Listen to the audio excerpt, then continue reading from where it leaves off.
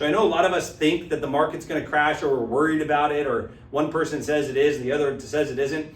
A mild recession is about 10%. So that's why we're using that number. That's a healthy, normal range for markets to fluctuate. And so I think if you're renting right now and you're waiting to buy, I think you're making a mistake. And I think if you were to buy, not only do you have the flexibility of you have equity in the house that you can pull money out of, your payment doesn't change, whereas rent, they can raise rent anytime they want. You can do any changes to the house that you would like. You could rent the house if you ended up buying a different house. You can start a investment portfolio in real estate and start building what you hear is generational wealth because you may never sell that house.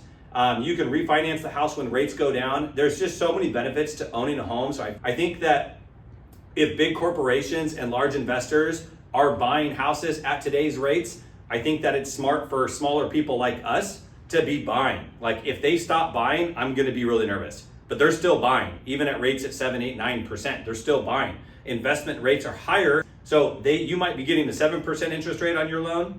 They're getting 9% because they're buying as an investment, non-owner occupied home.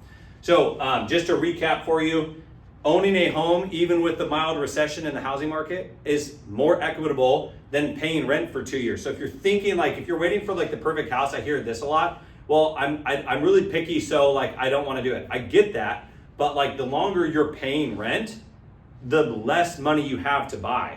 So it's like you're throwing your money away instead of letting your money appreciate. And then not to mention, we're gonna go a step further. So the market depreciated by 10% over the last 2 years, let's say. It takes about 2 years for a 10% correction to happen. So if you buy your house right here, it doesn't matter at all as long as you're staying in your house for 4 to 5 years, which is pretty close to the average homeowner length in America. If you stay in your house for 4 to 5 years, you won't even notice that the recession happened. What you will notice is now you have $45,000 worth of equity that you built up in the house in 4 years after the market's recovered that you can then use as a down payment on a larger, more expensive home. You can upgrade. That's how I did it my first 2 times. I helped a ton of people do that. That's how people go from like a $200,000 house to a $400,000 to a 600 to an 800. I know many people that just every 2 to 4 years, they upgrade. They take their equity from one house, that built over time, including appreciation, that's free money,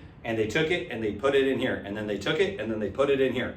So if you want to start building that wealth, I would highly recommend you stop renting and start buying, and let's talk about it. Give me a call, let me know in the comments below what you think.